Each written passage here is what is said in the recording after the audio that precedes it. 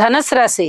ధనుసు రాశి వారికి ఈ వారం రోజుల కాలంలోనూ తృతీయ స్థానంలో ఉన్నటువంటి రవి, కుజ, రాహు, బుధులు చాలా అద్భుతమైనటువంటి ఫలితాలను ఇస్తూ ఉండగా, సప్తమ స్థానంలో ఉన్నటువంటి గురువుగారి యొక్క సంచారము కూడా అద్భుతమైన ఫలితాలనే ఇస్తుంది.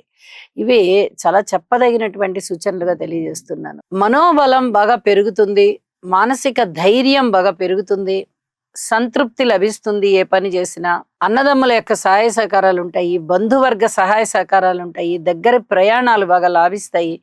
మీ ఆశయ సాధన కోసం మీరు చేసేటటువంటి ప్రయత్నం ఏదైతే ఉందో, ఆ కృషి ఏదైతే ఉందో అది చక్కగా అద్భుతంగా ఆవిష్కరించబడి చాలా మేలైన ఫలితాలను ఇస్తుంది.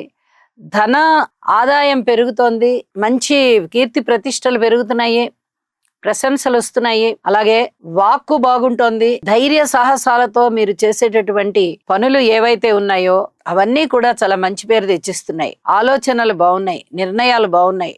ఇవన్నీ కూడా చాలా చెప్పదగినటువంటి సూచనలుగా తెలియజెప్తూ ఉన్నాను.